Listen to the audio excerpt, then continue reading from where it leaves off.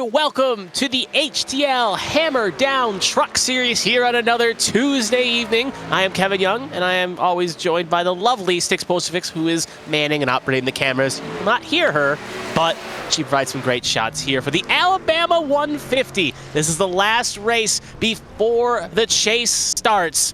And it's going to be quite an interesting feat here tonight. We'll go over the points. We'll go over all of that before this practice session concludes and the qualifying session starts. But right now, you get to feel this nice Alabama sky and sun, as this is going to be quite a nice show. Speaking of those points, we'll go over those real fast right now.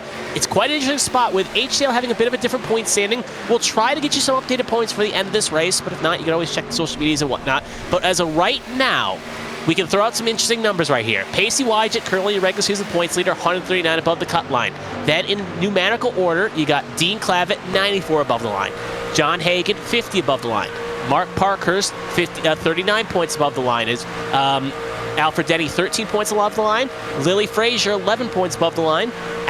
John Adams, 10 points above the line. And then it gets kind of spicy as the top 8 get in. You got Patrick Oberstadt in a 3-way tie for the last spot in, along with Austin Mongold and Byron Jones. And then with Bobby Blauer 16 back, Stefan Oberstadt 23 back, Christopher Pendell 51 back, and Jonathan Smeal 71 back. 60 back. One more caveat factor to note about this, though. There are 2 wild card spots up for grabs, so if you're outside the top 8 and you have a win between 8 and like the top 20, then your win will count and you will get one of the last 2 chase spots in. And right now, one of those 2 cars, what we're currently following, Christopher Pendell, with his heroic performance last week, was able to secure one of the spots right now at the moment and is currently chasing at the moment. Now, obviously, things can change. If a driver ahead of him gets ahead of him and gets a win not to the top 10, he could fall out. As you see one driver right at the 00, Pacey Wygett, go a little south that way. We'll see if he can rejoin that pack. You can see a few drivers already getting a little bit racy here as we do ride aboard here still with the next to 94 as we ride on board here with the 88 of Patrick Oberstadt. So that is how the situation plays right now at the moment. Austin Mongold, Christopher Pendell currently got the 2 wild cards, but if things kind of get a little shaky tonight, that could easily change, and another driver could promote their way in and maybe bump a driver out, or if Austin Mongold gets in, it could maybe allow another driver like Byron Jones, Bobby Blowers on the outside looking in right at the moment to get their way in without having to use a win for a wild card. And again, if a driver does pull off a victory, could also shake things up as well as long as they're inside the top 20 in full time, or at least 25. So anyway, that is the chase situation running down at the moment. Still got about a minute to go in the practice session here. As you can see, last minute practice opportunities here. Drivers getting used to the draft of these trucks and how to make them kind of fly around this situation. There is one fast repair, since it is a super speedway. There is one fast repair in the driver's reserve tank if they need it. So keep that in mind as we go around in about 5-ish minutes time, 10 for 60 laps around Talladega.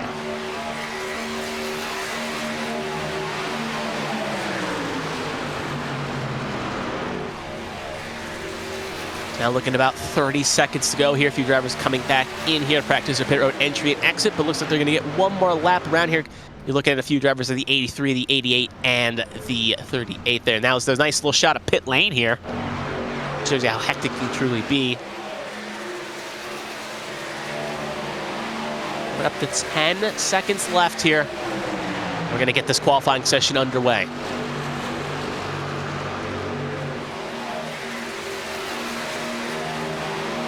Now the press section has now officially been concluded. You can see a few trucks kind of taking this opportunity to kind of a celebratory wreck here. You're now going to get ready to start qualifying.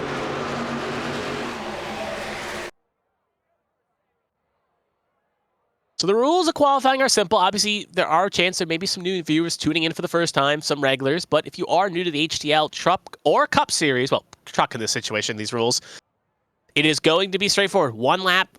They got 5 minutes to do 1 lap, and that's you only get 1 attempt. So you don't get a warm-up lap and then get 2 laps. You only get that warm-up lap and then 1 lap to set a time here.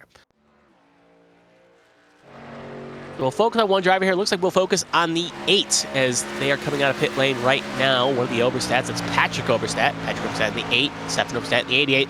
Both one currently in at the moment, the other looking to try to get in. Patrick, the lucky one, in. Now we'll cut a little bit further back. That's the 41 we're now focused on right now. 41 is Scott J. Posnensky, another driver looking to maybe get a win, try to shake things up by getting that win and maybe try to get a chance to bump in via wild card as he's now entering the track to start one of his flying laps. And Callie Height, another interesting fact about, as you were an eagle-eyed viewer last week, was not here last week because a lot of drivers ended up getting penalties. She had a one-race ban. She's now back in that 3 truck. She was very thankful for Sosi filling in for her for that ride for 1 week, but now back at the helm in that 3 where she likely likes to be, and we'll see what she can do here in said 3 truck and see what she can do. So right on board here with the 3. She's not going to be the first driver to cross the line here, but she will be one of the first few anyway. We'll see what she can do here. She gets up to speed. She kind of gives us a good indicator. Now, usually when you do a normal 2-lap session here, sometimes you go low, sometimes you go high. It's up to choice where you want to attack your first lap, and the second lap's your go lap. But here, with only 1 attempt, everyone's going to ride that bottom. You're not going to see anyone really run the top unless they do not want to start in the front. And if that's the case, some of them may elect to not even take a lap here. It'd be kind of funny if someone tried the Kyle Busch strategy, just ride the apron, but that would most likely lead to an invalidation of sorts. Or a very slow lap time of fans. So again, hugging that bottom, do not want to make much movement. You want to really stay to that bottom. You can see a little wiggle there. And maybe shave off just a bit of speed. You want to keep that wheel straight and get as much speed through the corners as possible. You don't want to lift. At least now, anyway. It looks like she'll have a good run here. 1 trial over the go here, and then she'll hit the start-finish straight. All right, time's getting the fall right now. Patrick Obersat leads the board with a 56.07. See if Callie Height can try to put a challenge to that. Now John Hagan is the top of the board. And the 3 cross the line, P5. Now P6 with a 56.100. So quickly just got bumped by Bayer. So a lot of drivers going to jump here now. Shows nicely to Bobby Blowers. One of the success. Worth noting, the last time we went to a plate race, he came in second both at the Cup race and the truck race. So he's definitely a driver that knows how to ride these plate races quite well. Now rocking an all-pink machine with a little white accent. We'll see what Blowers can do as he's coming around here. Yep, it's a Barbie truck. And across line, P2 in the Barbie truck. So that front row lockout for that Barbie truck right at the moment will cut nicely to Richard O'Day, who already finished his lap, P9 in the 78 truck. Almost everyone has done pretty much a time here, seeing if there's anyone left to note. DJ Trout started a flyer. John Smeals starting a flyer as well. Selena Thompson we just cut to right now. She is currently my radar on a second lap, so I don't think this is going to be, well, we'll see here. My indicator says this doesn't count, but we'll see as you cross the line here. Minute 24 to go here, so if you're leaving the pit lane now, you're going to be a little bit late. You're going to have to try to rush it. And as Thompson comes across the line, it's going to bump them up to P14 for Selena Thompson at 56.12. And again, a lot of times they're very close. The only way you can really truly move is trying to basically keep the wheel from really sticking out here. The Smil probably won't be able to complete a lap here, but the 9 Yahir Rodriguez goes P5. You usually see Joel Rodriguez in that machine, but looks like, actually it is Joel Rodriguez. Weird that that name is different than the one on my board, but regardless, here's DJ Trout.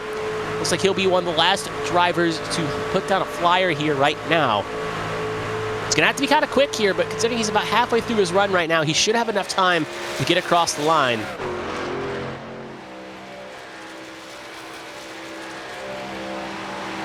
And DJ Trout, remember, got one of the victories at the Daytona Road Course. Had a good run there. Obviously not going to be in contention to try to not run really the full season. Will not be in contention to make the playoffs, even if he does pull out a victory here. Just running for fun. Usually spots, but here tonight, try to get a good run. That 43 truck across the line. DJ Trout will slot in nicely in P21. And that, as John Smeal will kind of just take a attempt here as a fly, will not have enough time. It will end the session, and we will move nicely on to the race here with John Hagan and Bobby Blowers on the front row.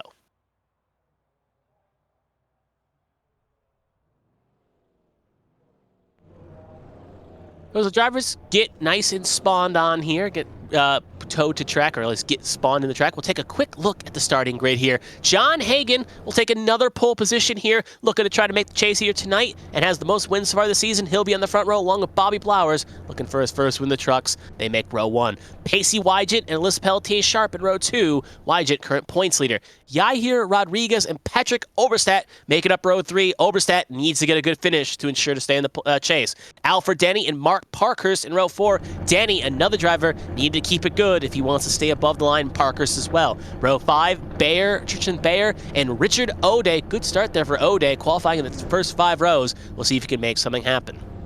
Moving further down, we got Jonathan Adams and Callie Height, both in row number 6.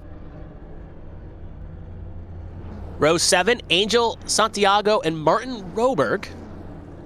Row 8, Selena Thompson and Stefan Oberstadt. Row 9, Dale Markowski and Richard Gonzalez. Row 10, Scott J. Posnanski and Seth Wanzing filling in on this row here. DJ Trout and Caleb Carter in row 11.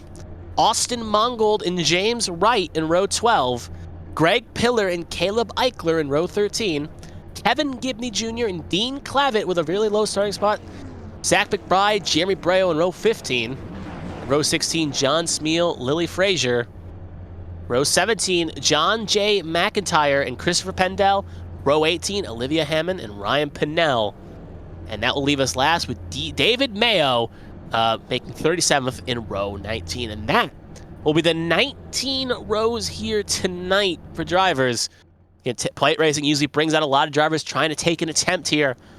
It's usually a race where if you feel comfortable knowing how to push and ride, you can be even the slowest driver can be competitive, but it takes that ample amount of talent to really get up there and try to compete for a victory.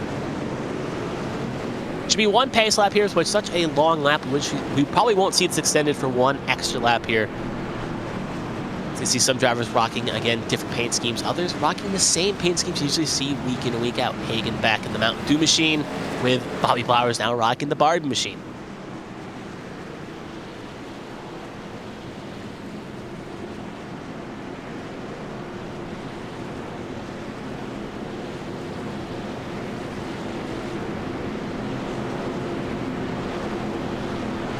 Always the calm before the storm here. Last race before the chase. Some drivers, if you're Pacey Wygant, you're basically locked in even with a poor performance. But if you're some drivers on the bubble right now, it's basically you gotta get a good performance to stay in, or you gotta win to try to get yourself a spot to compete for a championship here. Even then, even if you win, you gotta hope you're one of the highest 2 drivers with a win outside the top 10. So different drivers have different mission statements here tonight. Interested to see how they all elect to play here. Again, we'll try to get you updated standings before the end of this race, as HTL does run a bit of a different point scheme than usual. Hope we can get at least a confirmation of who or what that is inside the chase. But if not, you can always keep it updated on the ABN socials, where you will find out who the lucky 10 drivers are at the end of this broadcast. But anyway, that will not stop the fun here tonight. John Hagen and John Hagen will have control here. Obviously, we'll wait for the green flag here. Pace car should take the lovely trip down pit lane, and we'll get ready to start this Rackus party here shortly.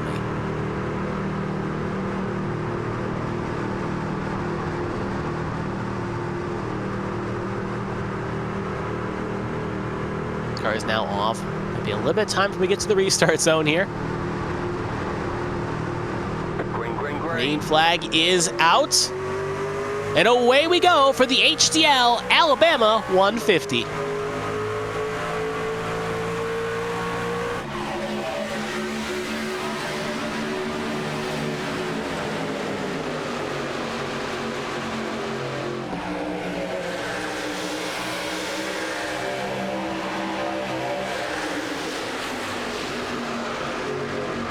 Go off here. You can already see a bit of a blinking issue for Bobby Blowers here, but everyone got lined up on the inside right now. Hopefully Blowers can get that internet under control here. One of those drivers on the bubble needs to have a good showing here tonight to try to ensure he'll be fighting for a championship in next week for 4 weeks. But anyway, Hagen looking clear right now with Pacey Wygant. You could probably argue them the 2 strongest trucks in the field so far this season. Both one of only 3 drivers to have both multiple wins this season, the other being Jonathan Adams. And coming across the line here out of the trial hole, it's going to be John Hagen leading lap number 1.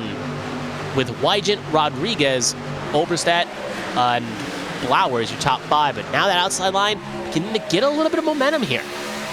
See Blowers with some help behind from Sharp, trying to push clear here. Look at Pacey Wygant, going to try to jump high here. Not going to want to be stuck behind Hagen here. Wants to control his own fate. And we know Wygant is a very strong driver at the plates here. We saw him qualify on pole position for the Truck Series last time we were here at the beginning of the season. He's very strong here. Sharp, though, gets a little bit wobbly. Not, again, knowing where Blowers is with the blink. Gonna have to be a little bit laxatious with pushing. I feel like Sharp right now is gonna try to relay, and the rest of the field may try to realize that the Blowers. Yeah, even right now, Klavitz even kind of relaying that Blowers needs to get that under control, or could lead to disaster. So we'll see if it doesn't get out of his way. Blowers is gonna pull out of here, line here.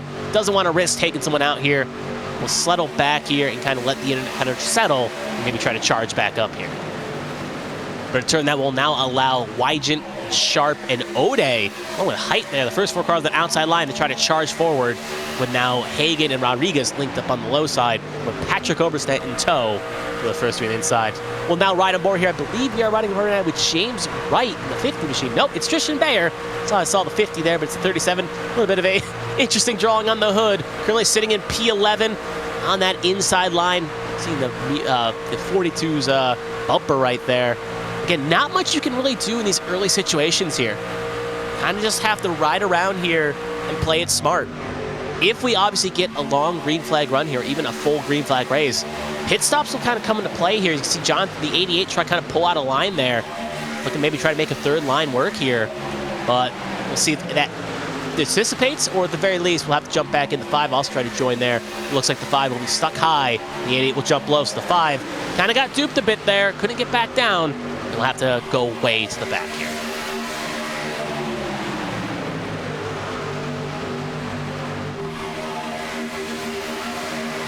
Up front right now, Wygant's outside line has gotten a bit of charge here with Sharp and tow.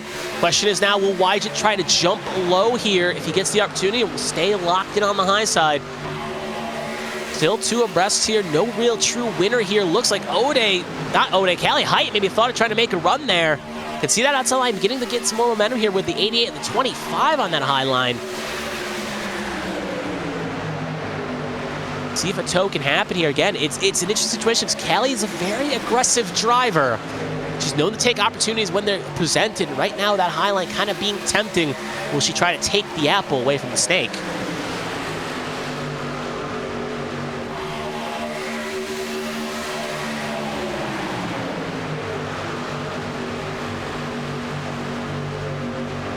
Outside line getting a little bit less charge here. Again, it's Oberstadt. Around goes Casey Ellis into the wall. Going to be a few more trucks piled in here. We'll see if we can get some names. There's the 43 of DJ Trout. Bobby Blowers looks okay. Other trucks getting on the brakes here. That's 71 of Lily Frazier. We'll see what happened here. We'll get a replay. Looks like a few trucks definitely got some heavy damage, but obviously Casey Ellis very wounded there. The question mark on some of the other trucks are, did they get a big lick or maybe some minor damage? Looking to see who exactly may have been involved here while we see if we get a replay pulled up here shortly. It looks like Austin Mongold, Caleb Carter, Lily Frazier, DJ Trout, Martin Roberg were all involved in that little incident right there.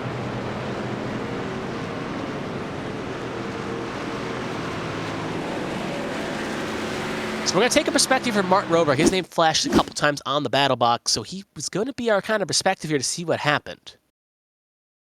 So as we play here right now on live, keep an eye on that 35 truck in the middle there. Oh, big hit from the rear there and got hooked to the side. My mistake, I thought that was Casey Ellis. That is, yeah, lag stumped indeed, as Sticks brings up a good point there. My apologies as well. Thought that was Casey Ellis' machine. Looks similar, but Roberg in that seat instead. So we'll take another look here from Lily Frazier. She did say she kind of got ran in from behind. So we'll take a look here on perspective to see maybe what happened. She's way far away from the accident. Obviously, you see the spin happen right there. Trucks take evasive action. And, oh, Frazier got hit by the 2 and then flips right into the 31 there at Gibney. Yeah. She tried to get on the brakes, ended up getting hit from the rear, and at that point, she was just spinning. So a little bit McIntyre and Frazier may not be the most happy with each other right now, but luckily, if you were involved in an incident and you have enough damage, you can take a fast repair if necessary to fix up your truck. Speaking of, the whole field has officially come in here. No drivers electing to stay out here, but I'm going to assume it's not going to be all 4 tires and sunshine and rainbows, as Hagan is away with a quick stop, 5 seconds, fuel only for Hagan, Wygant, Rodriguez, as the rest begin to file in here as well. Some are going to take a different strategy approach, though, at the very least. Most taking fuel only, if you could say the first top 14 all electing to take fuel. Right? Santiago may elect to take maybe 2 tires at the very least, but the rest of the drivers currently in the pit lane at the moment are all taking damage repair at the very least. Notable names on that list are Roberg, Mayo, Markowski, Stefan Oberstadt, DJ Trout, Caleb Carter, Kevin Gibney, Jeremy Breo, John Smeal, Lily Frazier, Christopher Pendel, and Ryan Pinnell, and all on the pit lane right now along with Greg Pillar. You can just see it's a very crowded pit lane at the very least. Now again, not all those trucks are involved in the incident, so some may be electing to kind of get some space here, maybe try to go to the back here. It's early, lap 7, want to be late contention. Others obviously doing strategies, so we'll see how it all plays. One thing's for certain, that Mountain Dew machine of John Hagan currently leading the way and winning the race off pit lane. The 2 drivers have led all the laps here tonight, Hagan and Wygant. They'll be 1-2 as our digger camera gets hit by a couple trucks there. Oh. Now I have to get it adjusted there. That's going to be a hefty pill coming from the ABN studios for the virtual camera repair. But anyway.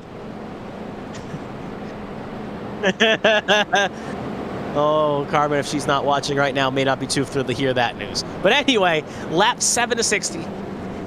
Aussie 1 caution right now at the moment.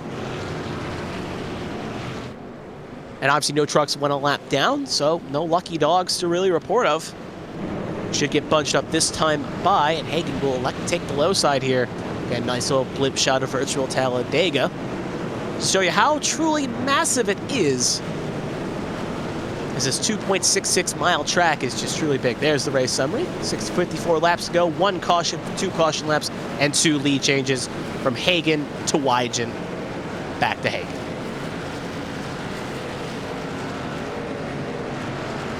So now the lights are now officially out on the pace truck. We'll go over the top 10 at the moment. It's going to be Hagan and Wygant in row 1, Sharp and Rodriguez in row 2, Height and Wanzing in row 3, Posnensky and Patrick Oberstadt in row 4, and Alfred Denny and Mark Parkhurst, your first 5 rows here.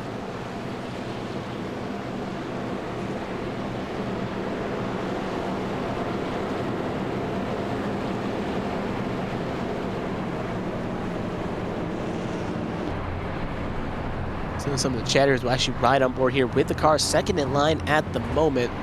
That is Yair Rodriguez.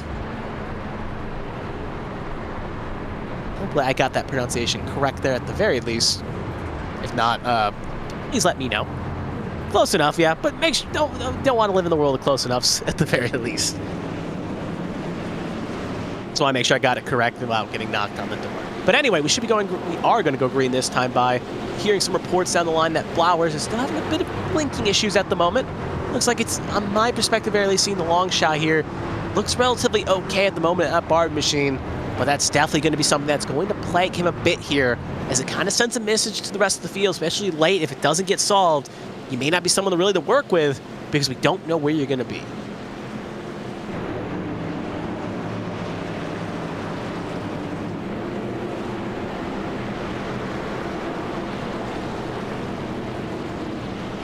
Pace car going to take the lonesome trip down pit lane.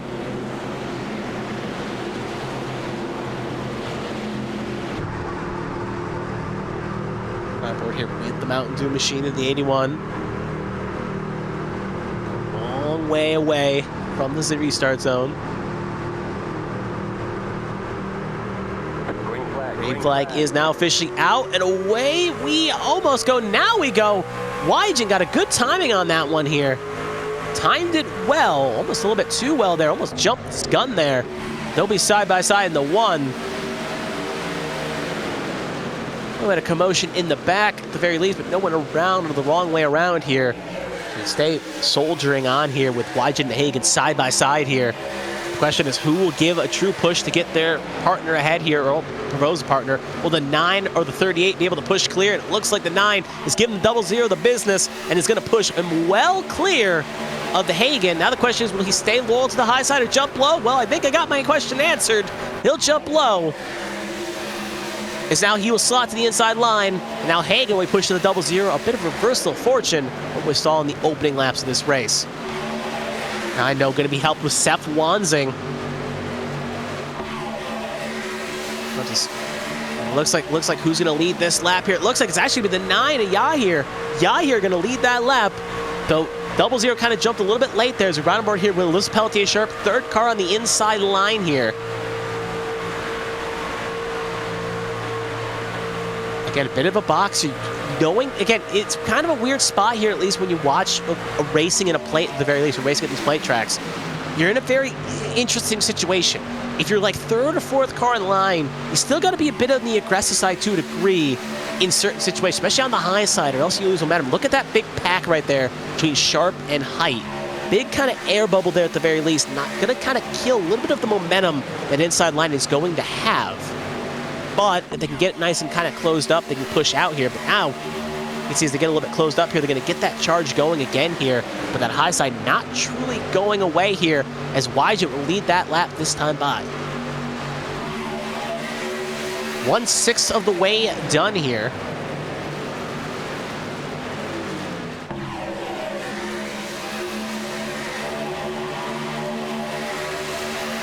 As you watch this kind of unfold here, you can just see it's a real question mark of what's the game plan? Especially if you're a truck a little bit further back right now at the moment. What's your game plan as these laps tick away? Obviously right now it's not a pressing issue. You don't really have to truly get your way to the front yet. Only on lap 11 to 60. So there's no real issue of saying, all right, if I'm like Bobby Blowers right now, you can see his barred machine right there, just outside the top 10, currently 13th. You don't really have to make a motion to really push up. As you can see, Hagen jump high there, have to hold that thought. It's going to ditch Wygent. Oh, almost a bad situation with the 9 and Sharp there. They almost come to toes, but luckily they keep it pointing in the right direction. And now Hagen going to have the outside line to charge with, along with the 9 pushing, and Sharp is going to help push that 00. So again, Hagen not willing to play second fiddle here, really wants to be the lead car in the action here. Wants that lime green machine to be up towards the front. And they're both side by side. To kind of go back to my analogy here just for a second though, kind of finish my point, is at some point, there's going to be a flip the switch moment where you're going to have to go. You're going to have to get towards the front, especially with green flag pit stops. You've seen, if we get a late green flag pit stop, you don't usually see the pack come this full together again. They get spaced out. They get kind of unorganized. You pit red blunders, maybe not going the fast, 2 tires, 4 tires, what have you. But usually it devolves into a situation where you see maybe 8 to 9 trucks compete for the win, maybe less, maybe more, and the rest of the field's fighting for the scraps and back. So there's always that kind of mind and note that as the run goes on, you want to try to get yourself closer to the front. So if you get a green flag pit stop or a situation, you want to make sure you cycle out with a chance to win rather than playing for the second fiddle. You can see it from the digger cam again here. You can see right now Hagen got a little bit of a distance right now from the 00, but not enough to clear. Both really leading their trains at the moment. Really comes as well. I wonder, when is that third line going to form? I think we're still a bit too early truly seeing it form in a true form. But just looking right now, I'm seeing a few drivers get a little bit pokey, get a little bit like, I want to get forward here as Hagen leads that time by. But drivers are going to get a little pokey here. You want to try to get towards the front. You're going to see one truck on that outside line. It's the 5 trying to get forward here. You can see right in that wide shot right there as we ride on board here with the 88, the 8 I should say, the 8 of Patrick Oberstadt. You can see right there, you can see Hagen trying to go way wide here. Oh, Seth Wanzing going to make a move here. And you can see the third line car spinning in the back though. 50 around, we got a few trucks turning around here. They got it straight, but it's going to be a yellow, not any more straight. As you can see, a few trucks piling in there. 71 runs into that machine right there, now going to go low. Rober going to get on the brakes. There's a 6 of Olivia Hammond. There's Angel Santiago. John McIntyre looks like he got through. Stefan Oberstadt right there as well. Very chaotic there.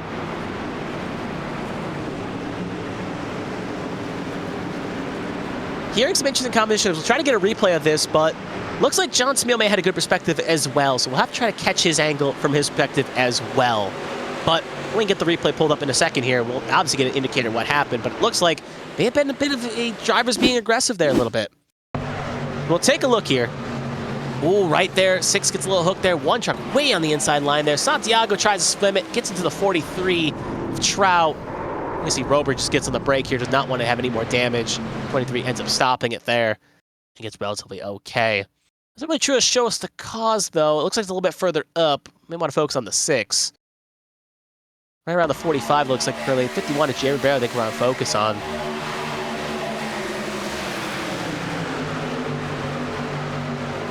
Oh, that's interesting. A little bit of a bad bump there, and then just chaos occurs. Look at Smeal right there, basically keeping the foot down to try to get through. You can see the rest of the trucks beginning to fall through. There's the 28 Pride. As the rest begin to just make sure they don't end up getting piled in here.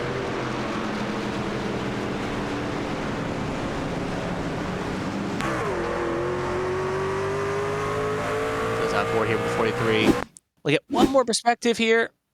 Let's check the 45 of Smeal, I think. The one right above, in the front there. Yeah, 46. Oh yeah, sure. We'll take this one too, because it's going to be a big lick here anyway. We'll see what happened from this perspective as well. I'll check up, and big check up, and sent hard into the inside wall. And that, along with basically the checkup, caused a bunch of trucks to end up going around. Going to give more trucks some damage, and a few trucks we saw in the opening incident ended up taking some more damage here. So race off pit lane. It's going to go to, actually, well, first one, Carter ends up staying out here. Caleb Carter will inherit the lead. And after that, it gets kind of interesting. Got Wygant, Sharp, Smeal, Height, your top 5. I think Smeal may have missed his box, though. As looking at his pit rain clock here, it's about 1:12, and he's currently at 4th, so it looks like he completely missed his box, so I don't think he'll net keep that position unless he likes to roll the dice here. On that, you got Height, Rodriguez, Hagen, Wanzing, Posnanski, Oberstadt with the race off pit lane. Most of the field, again, like to take 2 tires. Pure souls like to take, most of the field taking no tires. You only. A few brave souls taking 2. The rest obviously coming in for damage repair to fix up the trucks, if needed.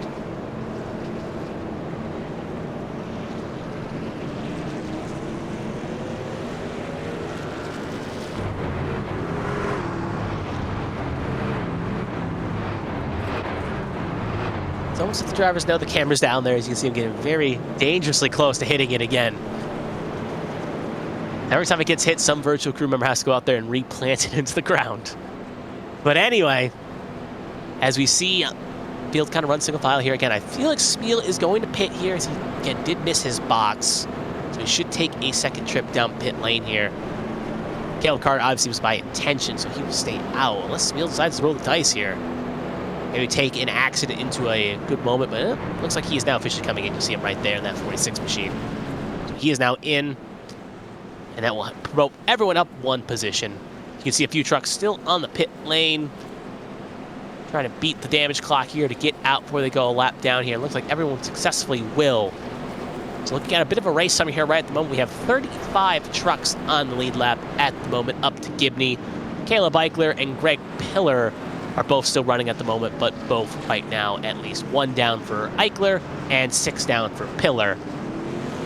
So they'll have to hope for a little bit more chaos to try to get back. You see some other trucks coming back down and top off, and just try to maybe get a little bit further to the back. So as they get bunched up here, it's going to be Caleb Carter and Pacey Wygant, row number 1. Nice little shot there we got here. Drone camera in the sky with Sharp and Height in row number 2. Rodriguez and Hagen, row 3. Wanzing and Parkhurst, row 4. Posnanski and Denny, your first 5 rows.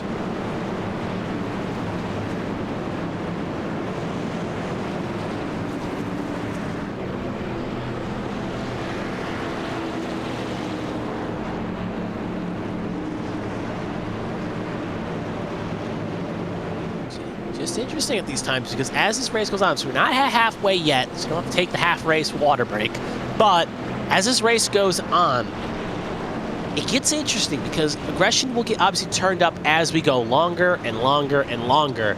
We've had some all right green flag runs, but the first one was obviously caused by, the second one was caused by a checkup. The first one was caused by a bit of a lane change issue. But here's a quick race summary. 44 laps to go, 2 cautions, 5 caution laps, 7 lead changes. Very getting chaotic up front.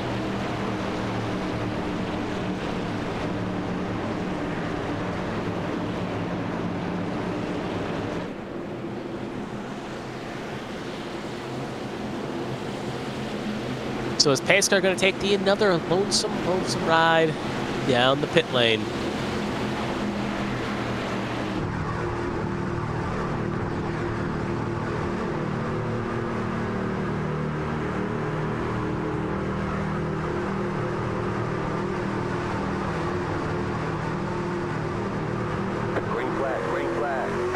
Green flag is now out. Carter's control. You can see a bit of wheel spin as we are now way away. And that 44 truck looking a little worse for wear here. You can see a lot of trucks jump that high side here. They do not want to get stuck behind Caleb Carter here. And you can see right now the effects are already saying is the 42 is going to have to play big catch-up along with Blowers, try to get it. Few trucks actually going to try to jump low here because eventually that inside line is going to have to eventually reconvene. And if you can make a few net gains here, it's not a bad position to really be in. And you can see that gains right now for Parkhurst and a few others that will capitalize quite handsomely from this little bit of a interesting situation playing out here. But look at that highlight right now. You can see Wygent height.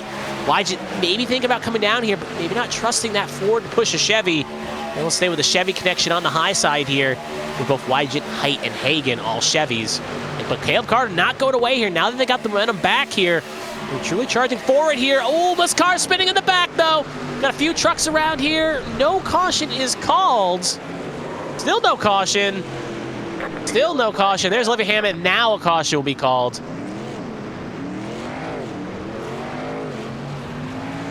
So we'll have a good... Sticks a little bit disappointed. She did miss a few shots there. But again, very interesting situation. I thought... How it looked at first, I thought we were not going to get a caution because Iris going to be a bit finicky there. But eventually with Olivia kind of slowing up on the track, eventually a caution had to be thrown there. Anyway, that will kind of give this field a bit of a neutralizer here. As you see, Wygent, though, will firmly take the lead. Height will have second position, though they will have control of the front row at the very least.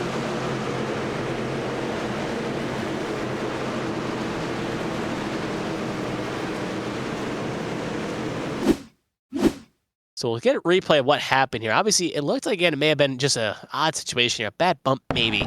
So folks on the back here, a little bit, oh, checkup on the high side. It wasn't even a bad bump. It was just a checkup.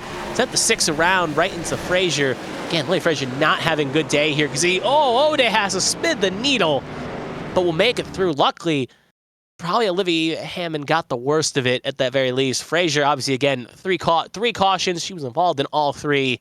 Definitely not liking her luck right now at the moment. So we'll ride on board here with a Golden Corral 6. And remember, kids eat free if they get to top 10, metaphorically speaking.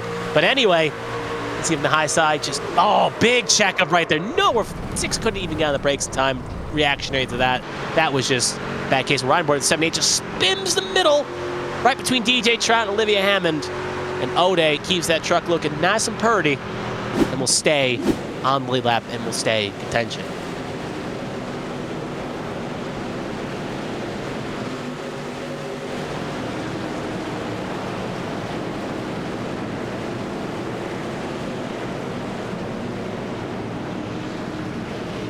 So quick race summary here, 41 laps to go, 3 cautions for 6 caution laps and 8 lead changes. Obviously, lead changes there. You can see Caleb Eichler going to come in along with a few other trucks, so a bit of an odd situation. You see John Hagen coming in.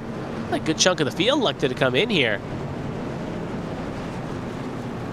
So we'll truly get a kind of an update there. You can see Carter, Hagen, basically most of the field. It'd be easy to tell you who stayed out. Pacey Wygent, Callie Height, Lily Sharp, Lily Elsa Peltier Sharp, Bobby Blowers, Tristan Bayer, Richard O'Day, and James Wright, all electing to stay out here. So 7 stay out, rest of the field call them in. Caleb Eichler will now be back on the lead lap with this chaos, so we'll now have 36 trucks on the lead lap, meaning Greg Pillar is the only truck right now at the moment a lap down. See one truck right there. It looked like the A to Patrick Oberst that spins the tires a bit coming out of pit lane. You see the rest begin to file out here. It's interesting, again, only one, looking at the field here, only one driver elected to take 2 tires. That was Patrick Oberstadt. Richard Gonzalez elected to take 4, and Jonathan Adams elected to take 2 as well. If I make sure that's Adams, it is. So rest of the field, again, going with the fuel-only strategy. It's interesting because obviously track position's not really too crazy. If you're John Hagen, for instance, you just gave up maybe a 4th, and now you're slotted back into 8th. So it's not that big of a loss per se. But interesting kind of choice here at the very least.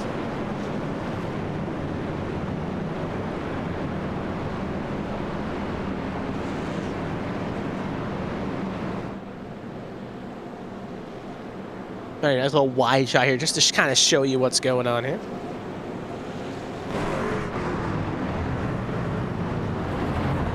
Oh! One unlucky driver just took another camera out. Add 3 to the graveyard, and we'll go get a 4th one down there.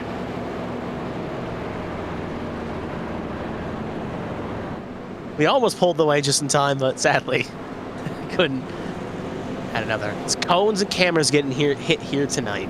So anyway, on lap 21 here, coming to lap 22. Still not halfway quite yet. We are getting a bit closer.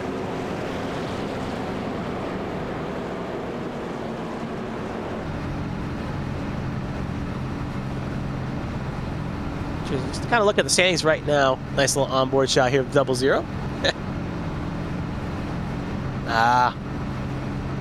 Keeping it at the funny number at the very least. Now back up to 70. One day someone's gonna put a pit limiter at that magical number. But anyway, we're gonna get nice and bunched up here as we're gonna go green this time. By to be Wygant, Height, Start, Blowers, Bayer, Wright, Hagen, Rodriguez, Parkhurst, Carter, your top 10. Richard O'Day liking to come in on the 2nd round of pit stops there, so he'll give up his 7th spot for service, as you can just see truly how big the banking is when you really ride on board here. Should be worth noting as well, Callie Height right now at the moment is currently 22nd in the points, 142 back right now at the moment. About 100 back on Christopher Pendell, so probably not likely to get in the chase, even if she could pull out a victory here tonight. But stranger things have happened. If true chaos occurs, maybe she can try to find a way to get that truck into the chase, but likelihood isn't high at the moment, but odds can always change.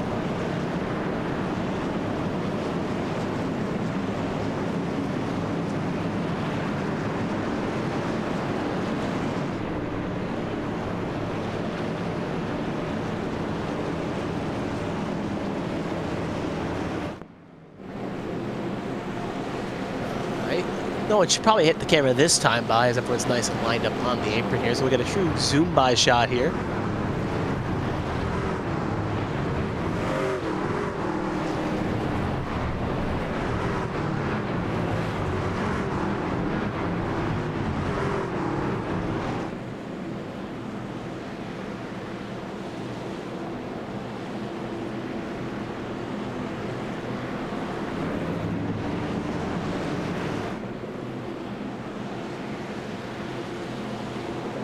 We're still having a bit of minor connections. Sticks brings up a good point. I was looking over at something else, looking at the chats, my numbers here.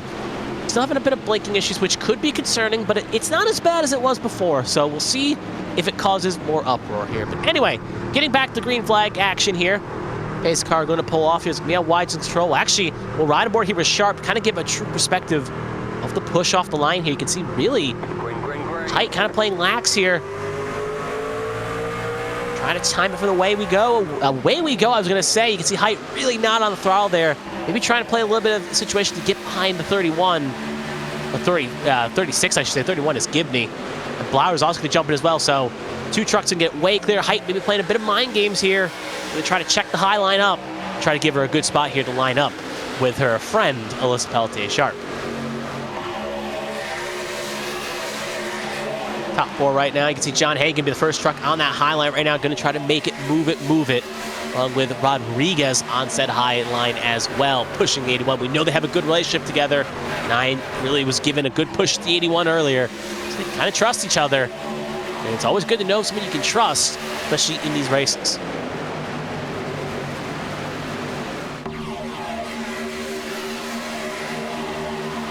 Line now fully kind of formed here. Hagen going to go here. 42 gets a little pushed out of line here. But across the line, it's going to be Hagen leading that lap. So, oh, Hagen, look at that job there. Came way low. Instantly bailed out there. Almost looked like he was going to get hooked on the 0-0, but luckily bends it by a hair. And he'll get to the low side now, allowing Yair Rodriguez to be on that high line. Now we ride aboard here with this Pelte Sharp and that silver Volvo machine. You can see right now the 42 is pushing the 9 on that high line now. Haven't said much about Mark Parkhurst. Got that one win at Homestead. It's been doing a silently quiet season at the very least, consistently putting his truck. Obviously, we're running a lot of UPS machinery the past couple weeks now in this 42 Bacon machine, but usually is putting silently good performances out here. He's currently at P4 in the standings, looking clear to make the chase. Being consistent. That time by, it's going to be Hagen leading another lap. Ooh, look at that. Breo got a little loose there in the long shot there behind Seth Wanzing. Bit of a cushion for me, though, between the 28 of McBride, the 26 of McBride, I should say, and the 25 of Seth Wanzing. Numbers are a bit hard, but we're on 25, you can confirm that. Look at Seth Wanzing, going to go high line along with Breo. They're going to try to make this a 3-horse race. Problem is, I don't see anyone else going with them. Looks like McIntyre thought about it, but going to stay low here. Don't see anyone else trying to jump high here. Ooh, looks like Santiago going to join the fray here, make it 3 cars. Last time this happened, chaos happened behind, but looks like we're keeping it clean at the moment here. Will any other trucks like to join? You can see that high line, 21 of Alfred Denny and the 41 of Poznanski. There, we'll ride aboard here with John McIntyre. Ooh, look at that, McBride going to jump high. So that third lane beginning to get some steam here. And that middle lane's really got no help here. Caleb Carter, 42 in the 9, kind of left alone there. You can just truly see kind of not pushing at the moment. They're going to have to jump up to survive. 44 thought about it, couldn't get it done. And you can see him really trying to scramble out here. Big up front here as Wanzing's trying to go to the front here. Santiago jumps low. You can see him right there in that Winn-Dixie machine. Look at the 9 throw, big block to that third lane. And they're basically mutually assured destruction themselves there as they have basically killed the high line between the two of them, and that's going to give a lot of cushion for drivers on that low line right now to try to jump up and make a line happen here. See right now some pushing. Hagen leads another lap. That high line just basically went from all for one, and then kind of Wanzing was the kettle bomb that basically destroyed it. Now they kind of got reshuffled here. Now the 42 is leading this middle pack here, along with Carter and Santiago. Highline now has Yair Rodriguez, Wanzing, and Breo. But they're not really truly linked up here. That middle lane doesn't really have much help outside that 42. 42, 44, and 23. And then it's a big, big gap to the next car, that middle lane. Highline's got a little bit more soldiers at the moment. So I don't think it's going to be long now before that kind of middle pack gets swallowed up here.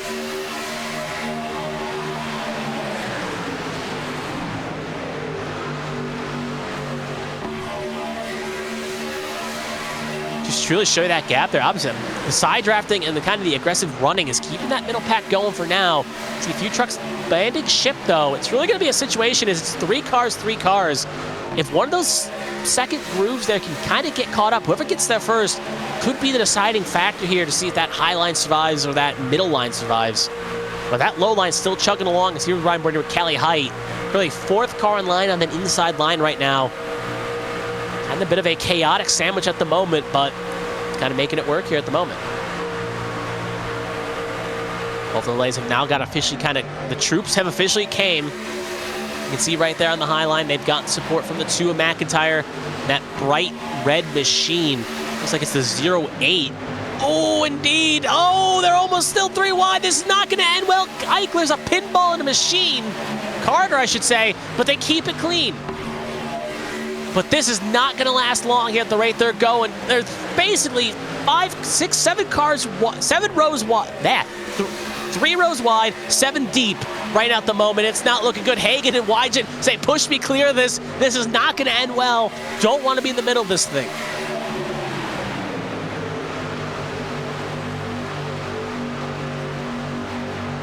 This is what plate racing can become. Sharp, it's a little bit low there, causes a checkup.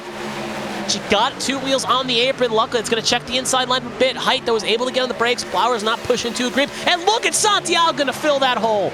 I don't think Height's going to be too thrilled about that. Mayo also as well, but you got to do what you got to do in these situations. And Santiago likes his odds being better on the low side. Hagan still leading for now. You would think right now this race would end at lap 30, but we're coming to halfway at the moment. There's no halfway bonus, no points for halfway. They're just running for fun here. They are going to catch a lap car. You can see right there in the distant shot, that's the 78 of Richard O'Day. Currently right now, he's probably going to hit the apron here, get out of the way. They're catching him quickly though. Right now at the moment, there's no real way to fit him in here. He's probably going to have to get on the apron. Oh, he's not. He'll get on the apron, so he'll avoid the chaos here. Everyone will get around successfully.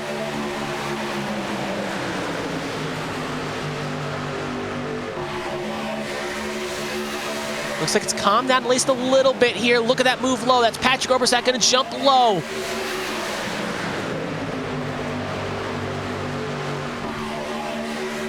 It's just watching poetry in motion. That time by, Wyge is going to lead a lap. Mayo almost got a little sideways in that bright red machine. We are now officially at halfway. 44 of Carter, kind of being a little bit too high there. Wyge going to get caught here by the middle pack. Now Sharp takes the lead of this race. Riding aboard here with DJ Trout. He's in the middle of this commotion right now, side by side with Wanzing and Santiago. Going to get a good run on David Mayo here. Inside line, outside line changing. Sharp now going to go low here. Bite the pillow right now. Some of these drivers in this middle pack have been biting it ever since we've gotten in this situation. And we keep it clean. Big checkup on that high line right now. They respectfully keep it straight. 83 of jumps of Adams. Lap 32.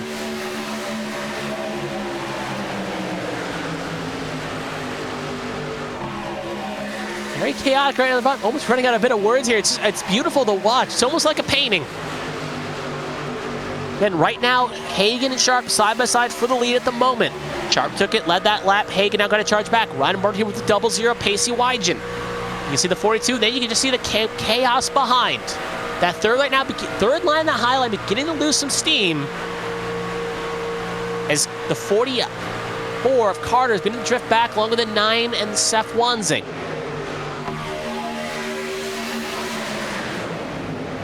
So it looks like the chaos has been averted for the moment, but that high line's always had a chance to get reorganized. This time by, it looks like it's going to be close between the two of them. Sharp will lead that lap that time by, but Hagan begin the knocking.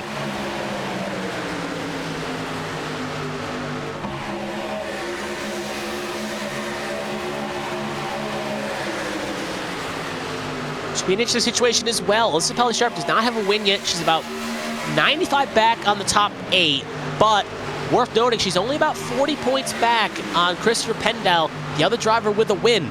So she can pull a win out, and Pendel has a bit of a poor run here, which right now he's not running the greatest, currently 21st. It could end up maybe shaking some things up here and could put that 36 in the playoffs. Pendel beginning to run a little bit hot, hearing from his radio calls.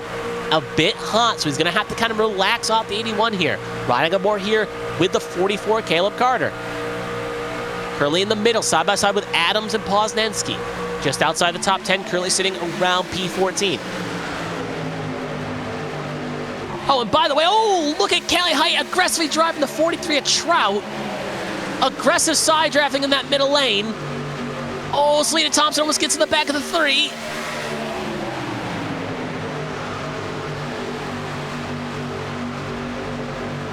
Keep it clean. And by the way, just to kind of let viewers at home know as well, big block there. Big block by Hagan. Oh, Kelly Height sideways, still sideways, trying to keep the brake on it. She saves it. Big old save by the 3. Great save there. It almost looks like it was going to shoot up the track, but Kyle Brush would be proud, but Kelly, not too, obviously she lost all that time, but it could have been a lot worse. She could have took air. And that's going to give finally the reprieve necessary. But I was going to say, as you see a lot of trucks beginning to go low here, I think we're getting close to a green flag pit stop run here. Most of the trucks here in this top field came in on lap 20. So look looking at the moment right now, we saw a lot of drivers come in at 10, 15, kind of top off. We're not too far away from green flag pit stops. We'll see exactly if it's coming close or not. Obviously, if you can stretch a little bit longer, you could maybe try to make it to the end of the distance on the race, but I just don't feel like that's a magical number you can hit here. You may want to try to split it in half. But usually when you see a lot of trucks go low, that's usually a sign. Oh, pitting, I just heard confirmation. John Smeal in this time by. Obviously, he's a lot ways away here at the moment. Smeal is currently, actually, he's in 10th. I think it was Smeal. I think that's confirmation we're going to see pit stops. Sharp, though, working with David Mayo. Let's call him DJ Mayo. It is David Mayo. Trying to get towards the front here. Oh, look at Braille. Big lunge to the inside right there. Pit stops are coming. Get on the horn. Signal the friends. You don't want to come in low. Seth Wanzen going to join as well. Bobby Blower's in this time by. You may want to keep that pit road entry thing ready to go here because we're going to see some chaos. Sharp coming in as well. Going to make a big lunge there. Wygen, Sharp, and no one else. Oh, Sharp made speed. Wygen got out of the brakes in time. I'm not 100% if Sharp made it. There's Blowers, Eichler, and Pillar. Interesting. Thought it would be a bit more chaotic, but we do have some drivers at least coming in. I'm not 100% if Sharp got away with that, though. We'll have to wait and see. But that firmly puts us in the window of green flag pit stops and confirms with 24 laps to go now in this race that it's going to be one more pit stop to the finish, as you can only make it 35 laps. So it means we'll see pit stops within 10 to 5 to go here. But if you can really try to stretch it, if you can half and half it. Oh, look at that chaos on the outside. We'll have to go back a little bit. Looks like someone may have ran out of fuel. Look at that right there. Pure stack up. No caution called. Now everyone coming in here. That's going to cause a lot of time there. And I was talking about green flag pit stops. This could be the risk you see. This could be the situation that plays out and end up costing you dearly and get a true stack up. And we've seen it happen before. We've seen it happen in green flag pit stops. When it gets to stack, when you lose distance, you end up getting in a spot where things kind of get accordion, and next thing you know, only 9 drivers are fighting for the win. You can see up front, it's Hagan, Santiago, Thompson, Wanzing, along with Smeal and Gonzalez. Gonzalez a little bit too far back, Smeal kind of in the toe. By the way, for the viewers at home, just for record, Alyssa Peltier did get busted for speeding. She had a servo penalty. She's the only one that got caught on the speeding charts. Everyone else has gotten successfully in without speeding. Looks like they're going to go another lap here. I like this call here. They know if they can make it just a couple more laps, just a couple more, they can get to the finish from here. So we'll take a quick look here as pit stops will occur this next time by, next lap. They're going to come in soon. We'll take a look at Cali Heights' true save here. You just see it runs up the track right in the 44. At that point, looks lost, looks saved, almost spinning up the track and gets it woed down. Beautiful save by the 3. Again, heck of performance there. Back to live action we are. Right now, Hagan, here on the radio calls here, Hagan is basically directing traffic. He's using that veteran experience he knows to kind of say, hey, push, push, push. Angel maybe not feeling the most confident, just telling, hey, push me, push me, push me. We need to make sure we come out ahead when the pit stop window occurs here. Keep pushing, keep pushing. Hagan knowing that it takes sometimes some of a charge to try to get forward here. Riding aboard here with the Winn-Dixon machine of Angel Santiago. And it's interesting, I'll pull up the points here again. Santiago at the moment is in an interesting spot. 20 back on Christopher Pendel coming into tonight's race. If he were to win this race, find a way around John Hagan, win this race. Hagan coming in this time, by the way. But if Angel Santiago can win this race, he would presumably put himself in the playoffs. So all to play for here. Same thing, Liam Thompson's a little bit further back, so not going to really be counting for her in that case. But pit stops, this lead pack's coming in. We'll see how it all plays here. Pretty much anyone that has not come in yet, you are coming in this time by.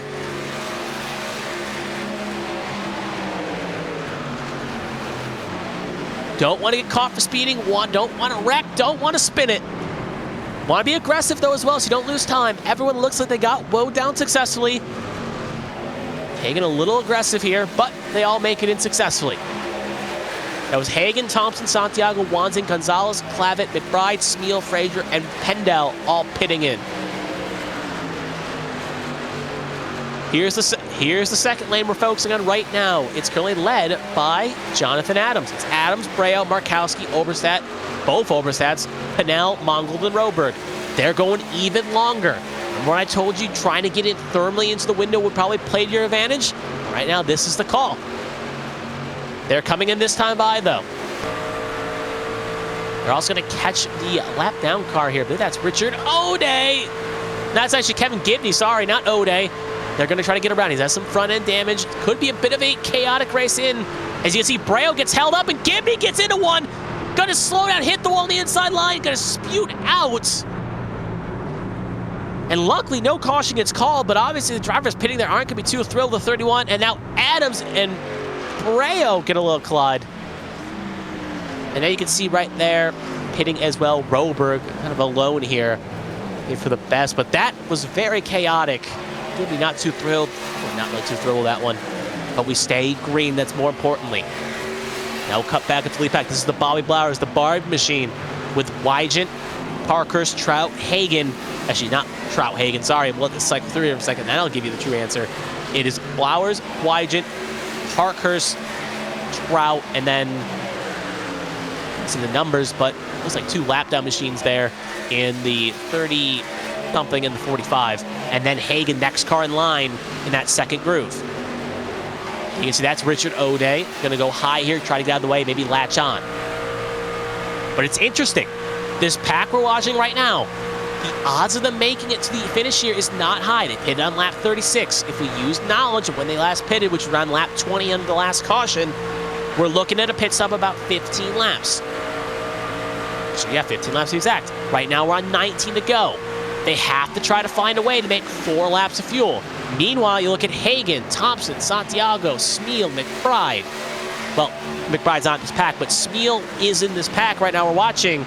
They made it a few extra laps. They came out on lap 40, and if we use basic math, so it's a 50, they pushed it 20 laps.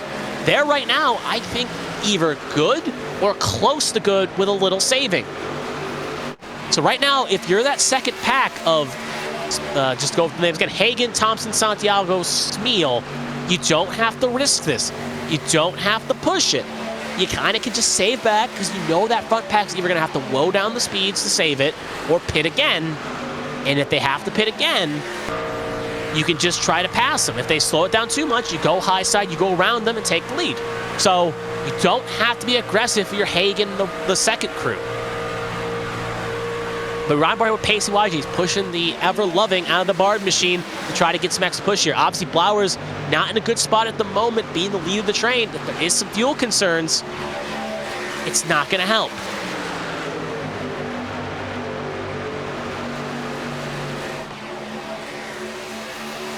Again, we like to take this opportunity right now as we cut through the field. We'll actually cut the second pack here. You can see Zach McBride, Dean Clavitt in the second groove here, kind of focusing the show. This is just outside the top 10, actually inside the top 10. It's basically the best of the rest. And this is what I was talking about earlier, how you can see fields that kind of get bunched up, spaced out. This is the effect of it right now. Kelly Height back in the top 10 at the moment. Trying to maybe get a net gain here, but this second groove is either going to have to get linked up to try to make something happen, but more importantly, they're about 6 seconds back. They're probably just going to have to hope for a caution. Back to the lead pack here. Now takes the opportunity to say we'd like to thank anyone tuning in right now. Thank you for joining us here on your Tuesday evening for the the regular season finale, not the playoffs. Playoffs are next, but the start before the chase for the HTL Hammer Down Alabama 150 here in the trucks. Thank you for tuning in. I am Kevin Young, joined as always by Sticks Pulsatrix, who is operating the cameras, giving us the best shots we truly can see here tonight. She's doing a fabulous job. But anyway, Blowers, ooh, bad blink by Blowers. That's what I was talking about late in the race. If you blink too much, that could set some spots. Looks like it's settled out, but that's going to be sitting in the back of the mind of Wygant, Parkhurst, Trout. Interesting to note is right now looking at this top 4, 3 out of the top 4 right now, second, third, and fourth have all won a race this season. Bobby Blowers has not won a race, but he's come oh so tantalizingly close to doing it. Put in perspective, Bobby Blowers, just to kind of give a rundown of stats, 3 top 5s, 5 top 10s, has led 70 laps. He's put down a good campaign right now. even better than some of the drivers in the top 10 at the moment, just bit by the bad luck bug. This is the second pack now we're watching as I was keeping on the points there. Now watching the second pack here. Again, currently drifting a little bit away. They've been actually consistently holding about a 6-second gap, but it's falling a little bit. It's closer now to 7. Sharp and Height pushing hard here. You can see that high line. They want to try to jump in line. That's 9 and the 41 of Poznanski.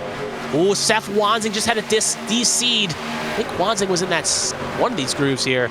Looks like it's now race done for Seth Wansing, as his internet has officially failed him. And it's going to be race done for the part-time ride of Seth Wansing, filling in the Blake Henderson machine.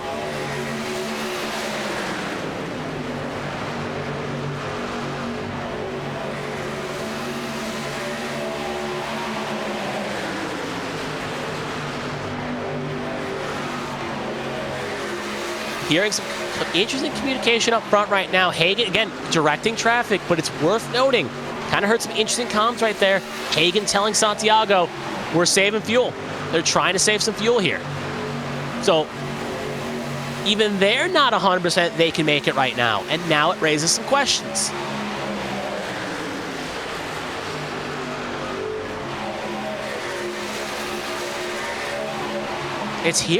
I'm listening to radio comms here as we hit 14 to go, coming to 13 to go. You got this front pack we're watching. You got the front pack of Blowers, Wygant, Parkhurst, and Trout not in the best spot. And here's the second pack. Oberstadt trying to direct traffic here, trying to say, hey, we need to get in the line. We need to get worked up here. We need to get forward. We need to get low. We need to truly stay unified, but there's a big fight up front between the 41, the 9, and the 36 and the 3. Neither truck can truly kind of agree on who should be the lead truck here. And right now, that's just, not helping detrimentally this second groove here, is that they can't aggressively get lined up. They're just going to lose more time. And with the clock beginning to tick down here, now 13 coming to 12, they're going to have to get in line. Back to the lead pack. They're going to get around Martin Roberg's stricken machine as the race continues on.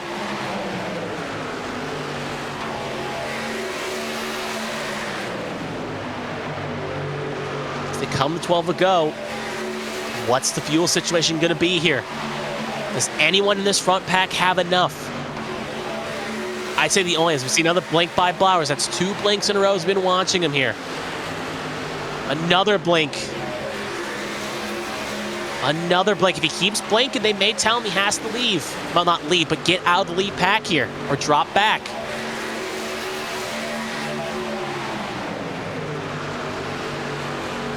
Oberstadt directing traffic in the second line. They officially got in line here. Now trying to push towards the front. Obviously, it's a Herculean task to make up 7 seconds in 12 laps. That's an average of about more than 2 laps. There's Alfred Denny going a lap down. They'll get in line, but they have to get closer here. Looks like Rodriguez and Poznanski will kind of admit defeat here, and will jump back in line. They can get unified. They have more trucks, but at some point, that's not enough. As we've hit 11 to go.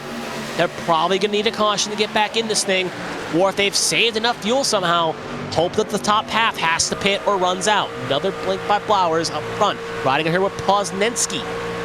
Currently in 12th. You can see the true gap between Sharp, Height, and the rest, and then Poznanski leading the second train, and it looks like he's getting a bit of, a little bit of argument here, as this lane's not truly getting caught up here.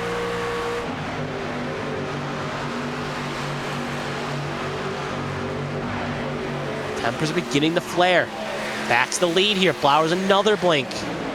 He's just hoping it holds. You saw Seth Wansing. He disconnected. Oh, indeed. Another blink. Right now, we got the double zero pushing up. Oh, that's sketchy if you're Wygant right now. Obviously, Wygant's not in a must-win situation here. He's well clear in the points. But right now, this is kind of risky in the sense that he's got to kind of play safe. Behind. Luckily, again, with Wygant, Parkhurst, Trout. Well, Trout's not in a full-time ride. Parkhurst and Wygant both in at the moment. If they hold station, they don't have to worry about missing the chase. Here's the second groove again. Looks like Poznanski's caught up, but the 9 is still drifting back here. 10 to go. That worth noting, though, Sharp and Height are catching, albeit slowly.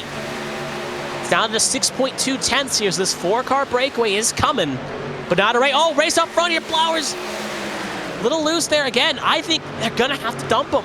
Not dump him, like wreck him, but get out of line here. You can see right there, second group has kind of caught here a few cars on that high line. But I believe those are some lap down machines. Actually, that's 94 Pendel, 1 down, and a few others. That's a 94, 21, and 31, all on that high line. Currently 1 down, all 3 are. Pendel in an interesting spot. If Blowers wins, Pendel's out of the chase, so he needs to put himself at least on the lead lap to put himself in a spot that if things go chaotic, he can maybe make the chase. Riding on board here with John Hagan. Now we're riding aboard here with Parkhurst. This is the first challenge this lead pack has really had with the 3 lap down cars. They're just kind of racing for their own thing right now. They want to get back on the lead lap. They want to put themselves in a spot where if caution were to fly, they would be at least a chance of victory. Ode going to jump low in front of Parkhurst. That's interesting.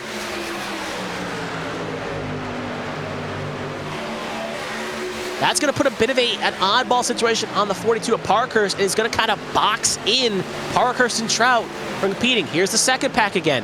They are catching. It's now down to 5.25. Again, I don't know if there's going to be enough time to make it. DJ Trout actually coming in. We can confirm something now. Trout in the first groove is coming in. DJ Trout is pitting this time by. Who else will follow? Blowers in. Blowers in. I'm going to assume there's going to be a good chunk of them here. Blowers, Carter, Wygen, all in. Top 4 in. That's going to hand the league off to John Hagan and Thompson, Santiago, and Smeal. I feel like they have a chance to make it, but there's question marks around it. A few other cars to come in as long as Alyssa Pelletier Sharp has come in, along with Callie Height and a few others in that second groove. Now you can see that's actually right now, it's actually helping John Hagan right now, being in the second groove with all the lap cars ahead of him. Selena Thompson has a bit of a blink there. But being in the second pack is actually helping right, well, not first pack, but being behind lap traffic is helping. It's allowing Hagan not to be the lead car that clears the track, be the one that sets the pace. He can kind of save fuel behind these lap cars and maybe try to make that magical number be hittable. Coming to 6 to go.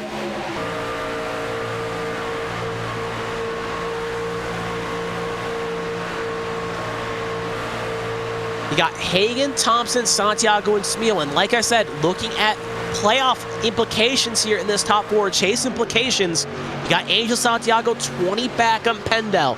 If he can win this race, he's in. If he doesn't win this race, it's unlikely he can point his way into this current spot. He's 71 back of the bubble, 20 back on Pendel. If he can get the win, he'd take the wild card most likely.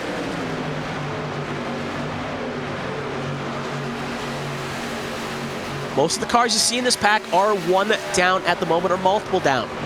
The only ones on the lap right now and battling for the win is that 81 bright green machine, that kind of yellowish Menards scheme. Santiago and the Winn-Dixie machine right there getting around John Smeal in the 46 Days of Thunder machine, I should say, inspired scheme as well. Here's the second groove. They're down to 4 seconds right now at the moment and closing, but with 5 to go, I don't think there's enough time. They will get there. They will need a caution.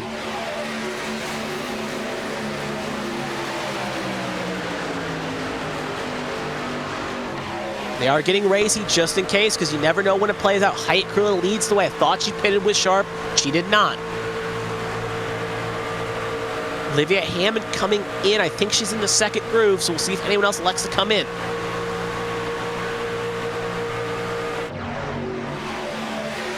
This is turning out to be one of those great Talladega finishes here.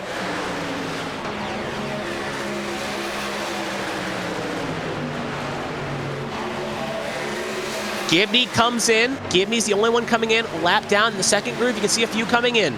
Callie Height being 1. Oh, no. 9 and the 6 hits the inside wall on pit lane. We stay green. Callie could have got a fraction in 2. Maybe a speeding penalty for Callie.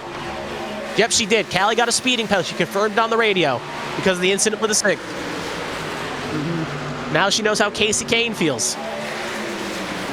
Yeah, Callie not happy with the 6, but that's going to take her out any contention of winning. 4 to go. That second groove has caught him. 1.4, and they're coming, but a few trucks coming in. Jonathan Adams leads the way with Patrick Overstead with him behind. Lily Frazier, who was quoted in the chat saying she did not like this track and involved in the opening 3 cautions, she's up to 7th. Few lap cars pulling in, it's going to cause a bit of a checkup. Coming to 3 to go.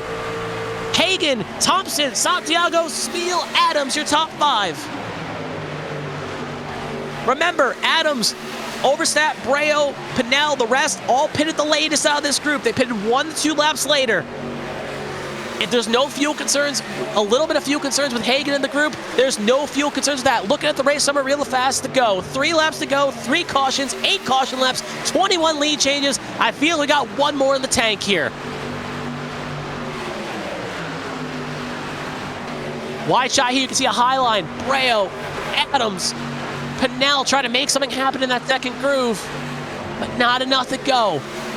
It's a top 4, then it's Roberg, Ode, not in the lead lap, and then you got Adams in the second pack there, along with Patrick Overstat. Sadly, they will not be Adams and Overstat will not be teammates coming into the A-squared Cup Series in a couple weeks. Look at this camera here. Should really show you the components of an engine with 2 to go. That was John Hagan's bumper camera. You can see how truly close Selena Thompson's getting.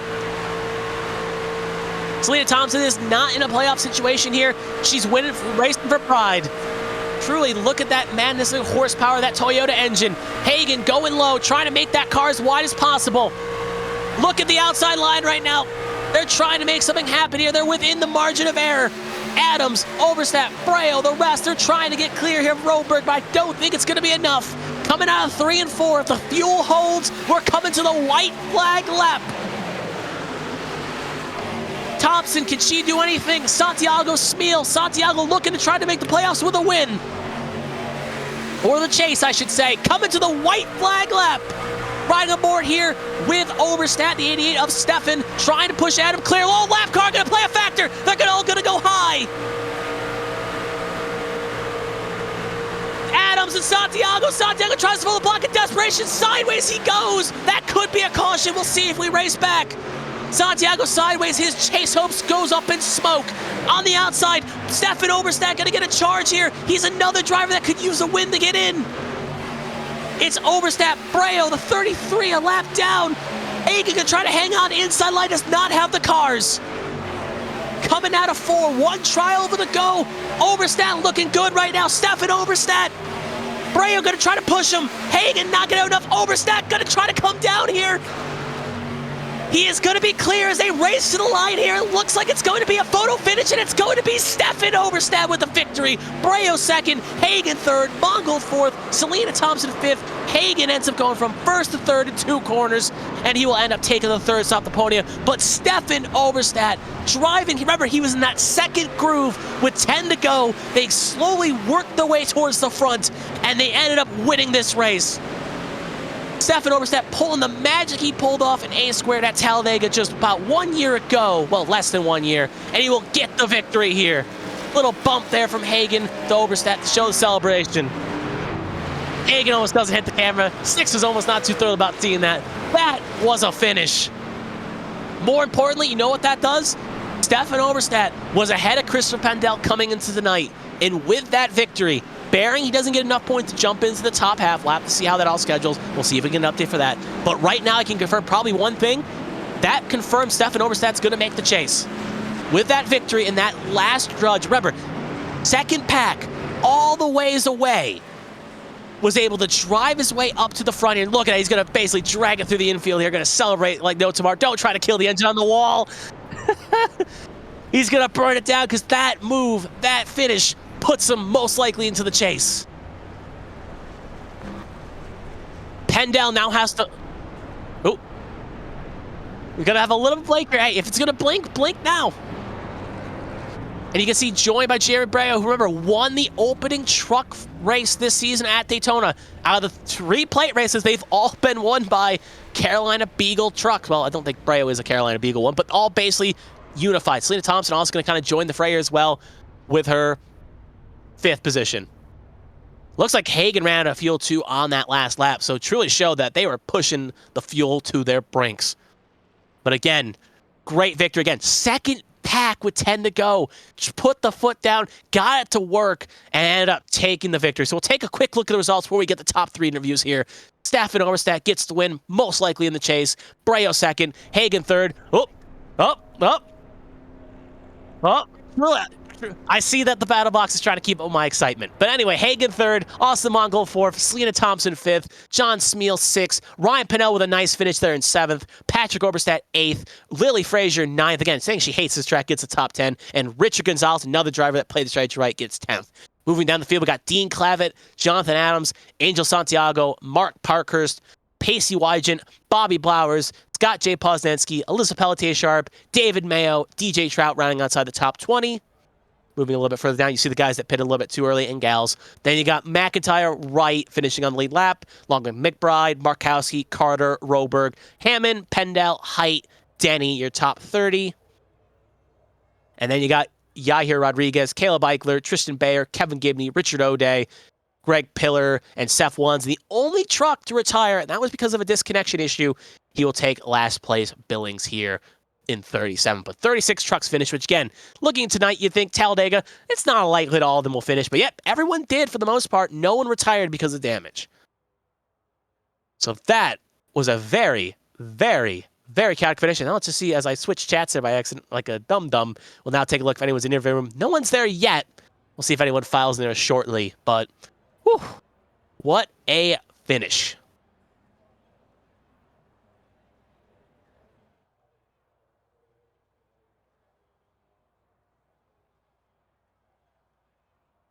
So we are just waiting a second to see if anyone gets in the waiting room. We'll give them about 30 seconds to a minute here to see if anyone likes to pop. Again, we're hoping to hear from maybe Staffen Oberstadt, Jeremy Breo, or John Hagen, one of the 3 here. We can hope to hear their thoughts before this race ends.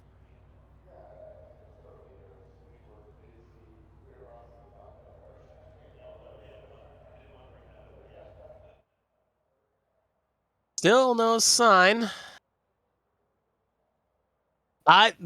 John Hagen just joined, so we'll allow John Hagen to kind of come in here. Third place Billings will work our way up, and we'll see if anyone else joins. So we'll hear from the 81 machine of John Hagen if I'm going to get my face over the chat, and we'll pull in John Hagen. John, this is Kevin in the ABN booth. You got a copy? I got a copy. Alrighty, well, that was a very interesting Talladega race, but as all stories start, we'll start from the beginning. Obviously, we'll just start off. You had a great truck there. You qualified on pole. And for most of this race, you kind of were out there at front. So kind of take us through the opening laps. Like, what was going you obviously had the strategy to stay up towards the front, but what was kind of going through your mind up in the front there? Was it just like stay up front was the best choice? Early race? I mean... Yeah, early race. Nobody was really passing me. They're getting big enough runs. I mean, and quick few moves. I mean, there wasn't a whole lot of movement at the front. Pacey stayed at the front pretty much the entire time, too. And I was just chilling, just riding around. And I knew it was going to come down to the end. So there wasn't much get-go or urgency for me. Wherever I ended up is where I ended up. If I would have got shuffled, I would have immediately gone straight to last in the pack. So... Moving on to the next question, obviously interest was not really the beginning, but we got more interesting as we went on. Obviously, we got our last caution around lap 20, if I'm not mistaken, and it was green flag ever since. And you came down when the rest didn't, and then you were able to kind of extend it just those extra couple laps. So kind of take us through the fuel mileage in your mind there. We obviously saw you were trying to make that one-stop work, and you did. How truly close was it to maybe not making it on and have to come in for one extra stop like Blowers, Wygent, and the rest? I had a tenth of a lap of fuel crossing the line. That's how close it was. Ooh. But but once we got there and I was able to hook on to the people that for sure couldn't make it, they were full push. They were just pushing as hard as they could, and I was content to ride and save as much fuel behind them. And then I thought we had enough gap with 4 to go, 5 to go with a 4-second gap. Or at least that's what it said on my relative. And I'm sitting there like, all right, we're in the driver's seat. The second group got it going. Apparently. Oh no. They did. We were watching it. It went from 4 to 2 to 1 within about a lap and a half. And I was kind of watching it too. I was like, are they saving fuel? Are they trying to make this number work? And they're just coming. And well, it ended up working out. But let's move on to the next question here. We saw you in that second stint before the green flag run. We saw you in that before the first green flag pit stops. You were kind of directing traffic. You were being a team leader out there, helping Santiago, kind of directing traffic. So kind of, again, you were trying to really directing the lead, so obviously you want to put yourself in a spot to win at the end of this race, and you're directing traffic. But was it truly? Obviously, I guess my point is that you were directing traffic. So how did it kind of feel, kind of telling people, all right, do this, do that, and trying to get people to follow you to make your result the best? I was just watching relatives, making sure that we could hook on to the people that couldn't make it, but right before those green flag stops, because if we didn't hook on there, there's no way that any of the people that pit on the lap that I did were going to make it, and it was only going to be that second group. Mm-hmm. So I was just trying to manage gap, and I was just trying to make sure we had a good enough push and we were running up fast enough laps to stay in that window. And we we managed just barely. I just about dropped out of that draft coming off pit road. Yeah, we saw you had to get a push in the pit lane. Last question. Obviously, again, we saw that last pack truly get up to, and I think Oberstadt and Breja will give us a good point on that. But take us to that last lap in your perspective. It got very chaotic when you caught, I believe it was Caleb Carter you ended up catching in a weird spot, and it just truly set off the caboose. So take us to that last lap in your perspective. I was watching Caleb, and I'm like, "Where's he going? What is he doing?" And I was just trying to judge where he was going. And last second, I was like, "Well, I guess he's not moving," so I had to go up, and that just scattered everybody. Everybody saw opportunity when they saw me do that, and that's what opened the floodgates.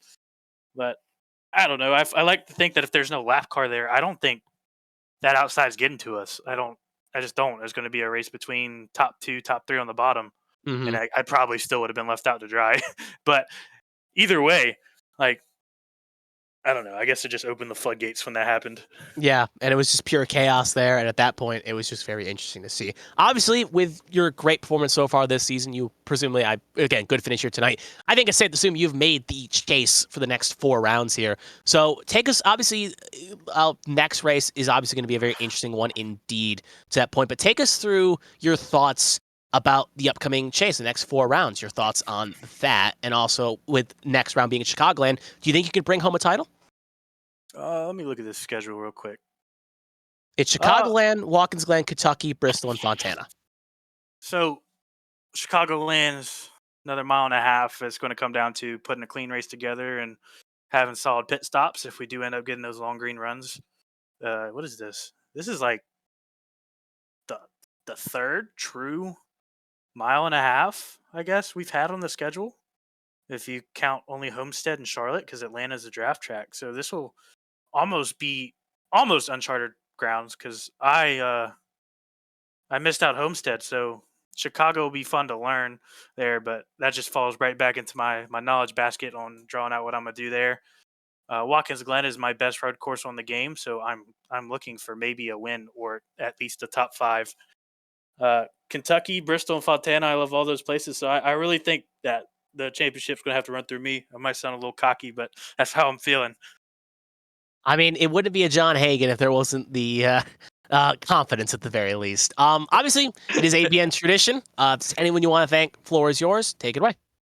I want to shout out my beautiful girlfriend watching this stream. Shout out Jacob Shangle for getting me in here, painting me up good. Shout out all the CBR guys. I was trying to work with them. Shout out Selena for being a good pusher at the end right there.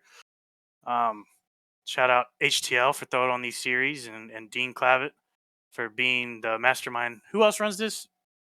Pinnell or Denny? I think it's Denny. It's Denny. Denny. Shout out Denny too. Denny, you're not forgotten. Shout out y'all for throwing on a wonderful broadcast. Mm-hmm. Well, with that is that. Hopefully, again, if you can keep the performance going, keep the momentum going, we'll probably be talking to you next week. But if not, you have a good rest of your week, and hopefully things look up at Chicagoland. Thank you. All right, that was John Hagen, our third place finisher. We'll now move on to, it looks like Breja wasn't there for a second, but it looks like he is no longer there. So we will bring in Stefan Oberstadt, our race winner, and we'll hear his thoughts tonight. Stefan, this is Kevin in the booth. You got a copy? Oh, Stefan, you there? Yeah. All right, good to hear from you here. Well, you probably have a lot of thoughts by pulling off this victory. You led only 1 lap, but it was a lap that mattered the most. But obviously, we'll kind of go through the race here in the play-by-play. So at the very beginning, it had a bit of a interesting qualifying. You ended up kind of starting 16th, middle of the pack, and you were kind of avoiding some of the early wrecks. So take us through that early race in your perspective. Like, what was going on in that, from your perspective, in that early parts of the race with the early cautions? Yeah, terrible qualifying effort. And then, I mean, my plan at the beginning was just ride to the back and just wait till about 25, 30 to go to start making moves. And then I started getting a little nervous because we had so many cautions. I was like, I'm going to have less and less time to get track position. So then I tried to start at least getting to the front or working my way there, and just kind of piecemealed it together. And it was by far the wildest race I think I've ever been a part of. Yeah, it truly was a wild race indeed. Obviously, when we had the last caution lap 20, we've honestly up at the booth, I'll be honest, I didn't think it was going to be fully caution free from the way on out, especially how they were running 3 wide in the middle of the packs about halfway through that thing. But it stayed caution free, we kept it clean, and we saw you along with Breo and the others in that second option to try to go a little bit longer. So we obviously assumed you were good to go to finish, but how was the fuel concerns at the end there? Was there concerns, or were you just flat out at the end after knowing you could make it on one more stop? I mean, no more stops. Yeah, for the most part, all of us that pitted at the same time, we were all good to go. I think I ended up finishing with about a lap or so to the good. But we were in that second pack, and we couldn't catch the first one, and we were like trying to figure out why. And then finally we just said, the heck with it, and went up on the high side and passed the first couple trucks in the. I don't know if it was you or your brother, but one of you ended up calling the field window lickers. It was wild. It was just like we were trying to figure out why we were going so slow, because we had probably we might have had 1.5 times more trucks, and we were losing like a second a lap. Mm-hmm. So we finally jumped up to the second line and started making some headway. And then it turned out that I think the first truck in line in that second line had some damage and was probably saving some fuel. So that's when we started getting the train rolling down the tracks. Yeah, and we saw you were cutting close, and we saw it on the radar. I was like, with 8 to go, I'm like, there's no way that second pack gets caught up. And next thing you look up, it's 4 seconds, then it's 2 seconds, and then with about 2 to go, it's about 1.5, and you are now knocking on the door. So take us through those last couple laps there. We just saw it from your perspective. You were looking up front, and at first it looked like it was Jonathan Adams leading the way, and then Adams got blocked by Santiago, and next thing you know, you're in the catbird seat. So take us through those last couple laps in your perspective. Yeah, we're all in a team party together. Myself, Adams, my brother, Austin Mongold, and we're finally starting to make some headway, get up there. And I came over the radio and just said, guys, you guys are in the playoffs. As long as you don't screw anything up, I have to win this race. So we'll see what happens. Jeremy gave me some great pushes at the end, which was crucial to get up alongside those first couple trucks. And shout out to Hagen for racing me clean, not throwing crazy block or anything like that. And I just saw the picture of the finish. It's pretty chaotic. Oh, it is. It was the finish right there, because it looked like I thought you were going to come down at second, but you had to stay high to make sure Breo didn't get the run. And the very death of the nail is very close. My speedometer, my timing scoring has it as 0.00. Looks a little bit bigger than that, but it definitely was a very close finish there indeed. And obviously, speaking of your victory there, I can't fully confirm it as I don't have the numbers in front of me, but I know coming in tonight you were ahead of Christopher Pendel. And since it's a 2 wildcard rule, obviously you being one of the 2 drivers highest up with a win, at the very least, you either made it through via the wildcard or you made it through via getting into the top 8, whichever one is more important in that situation. But regardless, since you've probably made it into the chase, bearing any random things, what's your thoughts on the upcoming track of Chicagoland, and what's your outlook looking for the next 5 rounds, and maybe can you bring home a championship for Carolina Beagle? Honestly, I didn't even think that far ahead. I mean, going into the night, I was kind of thinking of myself as the last option for the team, because Austin and Jonathan Adams both have wins. My brother was sitting right on the cut line, and I'm like, it'll be easier to get those 3 in the playoffs than it is for me to potentially win, plate track. Mm-hmm. Despite the fact that I've been pretty solid at them, you just never know what's going to happen. So I'm like trying to play the percentages and make sure those guys are good to get in the playoffs. And I can safely say Watkins Glen is going to be a tough one for me, but the rest of the tracks really work out well for me. I really like Bristol, really like Fontana, really like Kentucky. Chicagoland, haven't really done too much racing there, so we'll see what happens. I mean, I just enjoy this series a ton. I love racing the trucks, and we've got a bunch of really fun people to race with in here, and so just happy to make the playoffs, and we'll see how it shakes out. Mm-hmm. Obviously, again, who knows that long range? And obviously, we saw from last year's A Squared Cup Series, the one I also watched along with Carmen, or commentate, I should say. You definitely have a magic when it comes to playoffs or chases, so you never know how it plays off. Heck, you even got your win that season at Talladega, so it's definitely a magic track when the going gets tough. But obviously, as it is ABN tradition, does anyone want to thank family, friends, sponsors, what have you? The floor is yours. Take it away. Yeah, first and foremost, thank you all for being out here every week and doing the broadcast. I love going back and rewatching them. Want to thank Jonathan Smeel Racing Designs for the paint schemes. Thank my brother, Jonathan Adams, Austin Mongold, for being great teammates. Jeremy Braille for the pushes. Just everybody that was pushing, helping out. Selena, Dale, everybody. Obviously, thank my wife for letting me race and not giving me too much hell for it. And, most importantly, thank my dog, Ralph, because he's my best pal, always with me racing. And, special thanks to Jonathan Hagan for not killing me on the last lap. Mm-hmm. Well, I guess it's a good thing that they all race clean, because that could have ended very chaotic. But obviously, next week, hopefully, if you can get a good run at Chicagoland, maybe we'll be talking again. But if not, you have a good rest of the week, and we'll see what happens at Chicagoland. Yeah, absolutely. Thanks again for everything. One of these days, I'll win a race and actually lead more than one lap, and maybe it won't be on a super speedway. But until then, we'll enjoy this one, and gonna have a couple drinks now. Hey, you deserve it. So you take care, and see you later. Cheers.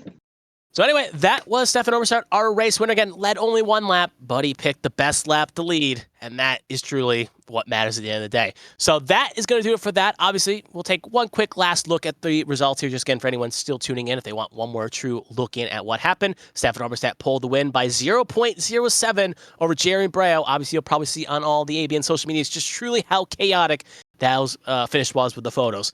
John Hagan 3rd, Mongold 4th, Thompson 5th, Smeel 6th, Pinnell 7th, Oberstadt 8th, Frazier 9th, Gonzalez your top 10. Moving third down, Clavitt, Adams, Santiago, Parkers, Wygent your top 15, Blowers, Posnanski, Sharp, Mayo, Trout your top 20.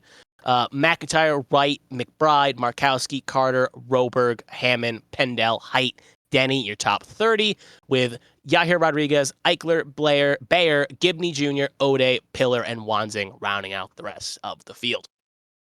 So as I've alluded to, obviously next week the drivers are going to Chicagoland. It is the start of the chase. It is how the chase starts, and 5 weeks, 5 lonesome weeks, from January 23rd to February 28th, one driver out of those 10 will end up hoisting a championship at the end of it, and will be the champion of the HTL Hammer Down Truck Series in next inaugural. Well, not inaugural season, but whatever. They'll be the champion. But we'll have to find out those 5 weeks what will happen. Obviously, ABN will have multiple actions. Obviously, coming up relatively soon, the Champ Car Series is now officially back. Obviously, preseason testing is tomorrow, and the first race will be next Wednesday at also Chicagoland. So, going to be a long week in Chicago for HTL and the Champ Car Series as well. And also a Squared Cup Series will be also on that Sunday of next week, racing in the Clash at LA Coliseum, which will start the season for those drivers. But until all those dates happen, it has been a fun broadcast. Obviously, as Styx is here herself, that has been a great opportunity to provide a good race. And as for Kevin Young, I am signing off. So thank you, and have a good rest of your evening.